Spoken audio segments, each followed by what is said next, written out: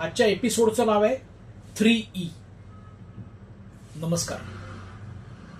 आजच्या एपिसोडचं नाव आहे 3E. E म्हणजे ABCD ई मधला ई.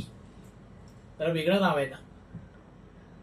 अजून काय म्हणतात त्याला, देवाचं करतो, अभ्यास करतो, ज्ञानी माणसांशी भेटतो, त्यांचे आशीर्वाद घेतो आणि तुमचेही आशीर्वाद घेतोय. त्याच्यामुळे काळजी काही नाही, डोकं व्यवस्थित जागेवर आहे. 3E म्हणजे एंटरटेन. पहिला आधी एंटरटेन, एज्युकेट आणि एंगेज असं आहे. म्हणून 3E. I repeat, entertain, engage, educate असं ते नाव आहे.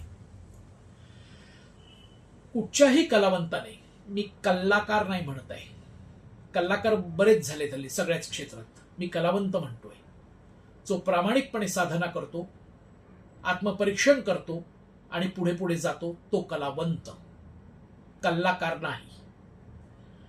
तर कुठच्याही कलावंताने आपल्या कलेतून एंटरटेन तर केलंच पाहिजे,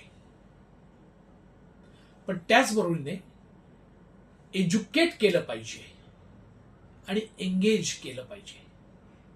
याचा अर्थ काय, तर अतिशय चांगली, दर्जेदार, समोरच्याची अभिरुची वाढवणारी किंवा अभिरुची जपणारी अशी एंटरटेनमेंट दिली पाहिजे. मग ते तुम्ही विनोदातून द्या, ट्रॅजेडीतून द्या, चॉईस इज युअर्स. नवरस आणि षड्रिपू एवढेच तर विषय आहेत नाही या पृथ्वीवर, अजून आहे काय? मग कपॅबिलिटी असते ती त्या माणसाची, लेखकाची, सादरकर्त्याची. म्हणून एंटरटेन.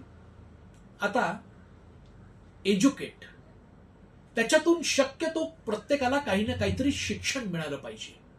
अगदी विनोदाचं सुद्धा, की विनोद काय पद्धतीचा, प्रसंगनिष्ठ विनोद आहे, व्यक्तिनिष्ठ आहे, कसा आहे विनोद तो, आणि त्या विषयाकडे परत त्यांनी गांभीर्याने बघितल्यानंतर कुठच्याही एपिसोडकडे, की त्याला वाटलं पाहिजे ह्याच्यात शिकण्यासारखं बरंच आहे 3-4 मिनिटांमध्ये.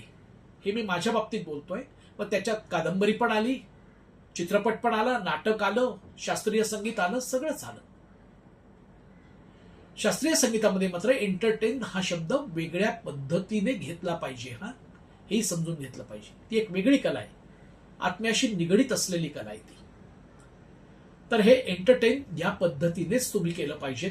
हे कलावंताने स्वतःला बंधन घातलं पाहिजे. दुसरं एज्युकेट, जसं आता म्हटलं, की त्याच्यातून शिक्षण मिळालं पाहिजे. अनेक अँगल्स त्याला उलगडता आले पाहिजे. एक साधं उदाहरण देतो.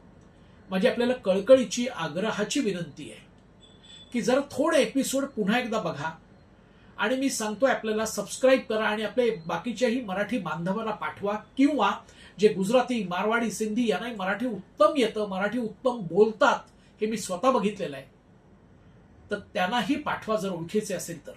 मी @कॅलिडोस्कोप थॉट्स किंवा आत्ता अस्सल 24 कॅरेट अमोल इग्वाझू मनोरंजनाचा, हे केवळ पैसे कमवायचं ध्येय म्हणून नाही सुरू केलेलं.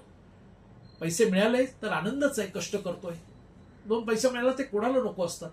बरं, आपल्याला काही घरपोच पैसे येत नाहीत ना, कष्टानेच कमवायला लागतात. पण त्याचबरोबर एवढं आग्रहाचं सांगण्यात जरा एपिसोड सगळीकडे जाऊ द्यात. कारण सांगतो का, गळ्याठलेलो नावाचा मी माझा एक एपिसोड केलाय, जो लोकल ट्रेनमध्ये घडलेला आहे.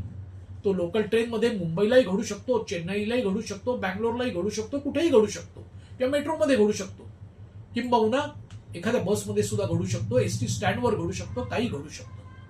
तो जरा आहे, त्याला रिस्पॉन्स चांगला मिळाला. पण जे आपल्यापैकी ओळखीचे, पाळखीचे, जे लोकलने प्रवास करतायत, त्यांच्यापर्यंत पोहोचवा ना हा एपिसोड.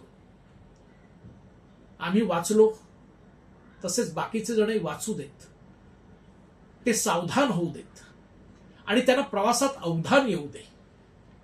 म्हणूनच म्हटलं की माझ्या प्रत्येक एपिसोडकडे आनंद म्हणून तर बघाच, आशीर्वाद तर द्याच, पण त्यात बरंच काही आपल्याला सापडेल. हे मी गर्वाने नाही सांगत आहे, अभिमानाने नाही सांगत आहे, विनम्रतेने सांगतोय. कारण माझं ध्येयच 3E असं आहे. I repeat, 3E. Entertain, educate and engage. नमस्कार.